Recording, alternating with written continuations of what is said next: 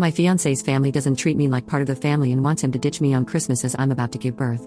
My fiance, 31M, and I, 31F, are expecting our first baby due on December 30th. His family has a vacation home in Florida, and they have gone every year during the holidays for about a month until after New Year. He agreed not to go this year because of the baby, but his family is insisting that he goes and comes back on the 28th. In their words, there is ample time before the baby is due. So, he bought a ticket for December 15th to 28th. His reasoning is that his parents really want him there, and his siblings will also be going. For some context, I have also gone to Florida with his family for the past 5 years for at least part of Christmas. Every other year, I return before him to spend Christmas Day with my family. This year is the first time in a long time that all the other siblings are able to overlap dates.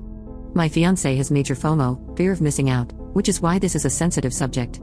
His parents have always been weird about keeping their family close. There was a major conflict between him and his sister-in-law last year that ruined the vacation and drove a wedge between him and his siblings. They left us out of major events, trips, etc., and they only started repairing their relationship a couple of months ago. While they are trying to fix things, they have left me out of it. They've never said it outright, but little things suggest they don't consider me completely part of their family yet since we aren't married.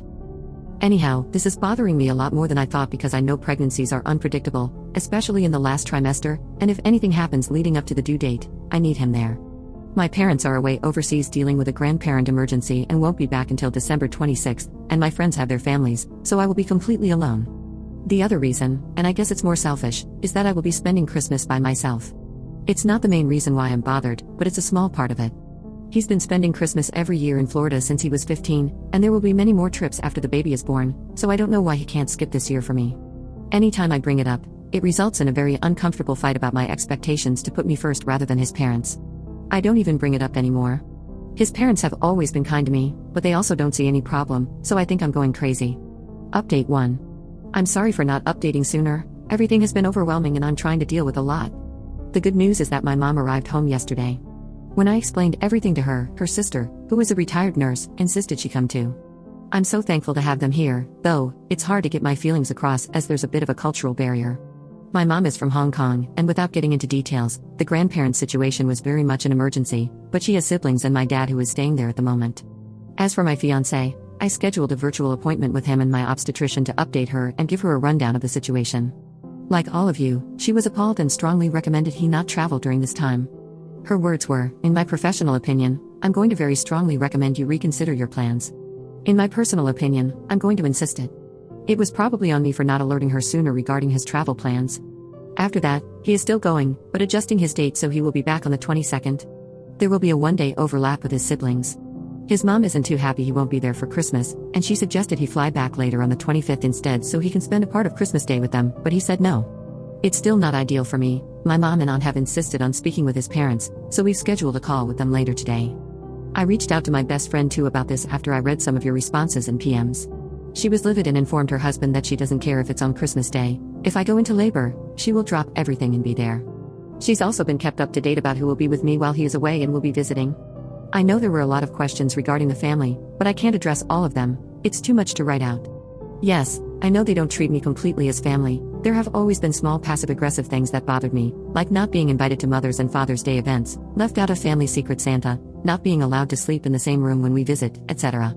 Yes, I know that his mother must be aware that he shouldn't be leaving me at 37 weeks. She's not dumb, and I update her after all my appointments, so I know she knows this too. I don't know why she's saying it's okay, but I have an idea why. My mom has made it clear she will be addressing all of this in the call. Some of you wondered how they can afford to go to Florida for a month. His parents are retired and snowbird there. His siblings and sister-in-law all have 9-to-5 jobs that are partly remote, so they are lucky enough to take their work to Florida and work there. My fiancé is a gig worker, so he dictates his own schedule. Obviously, their schedules don't always align. I haven't shown him this thread yet. At the moment, it's just one more thing I don't want to deal with. I may in the future, but I have suggested we go to therapy before we set a wedding date, and he agreed. I'm also seeking counseling for myself. I'll try to update again after the baby comes. It might be a while, but please know that I am safe and have a lot of love surrounding me. Update 2. Happy holidays everyone. I know some of you were asking for an update, so here it goes. My baby girl was born on December 20th at 6 pounds 10 ounces at 9:42 p.m. My mom, aunt, and best friend were there during labor. My mom was present during birth. She's healthy, and we're all exhausted, but I'm so grateful for my support system. My ex-fiancé did not make it for the birth. During the video call with his mother, my mom told her that he needs to come back immediately, otherwise, she will be taking me home, and they will not be welcome to visit the baby. It was a very heated call, but the outcome was that my mom unpacked up my things, and we went back to my parents' house where I currently am still residing. So, you can guess what happened there. I had a very upsetting phone call with him about his priorities now that we were literally down to the wire, and the conversation ended without much resolution. He hung up on me. I messaged him after our daughter was born to let him know I had given birth and that she was healthy. He tried to video call a lot after that, but I didn't pick up. He returned home on the 22nd as planned. Of course, I wasn't at the condo. I think they all thought my mom was bluffing. He tried to come by my parents' house many times, and at one point, sat outside in his car for hours when my mom and aunt wouldn't let him in. Finally, on Christmas Day, we let him see his daughter, and he and I discussed our future.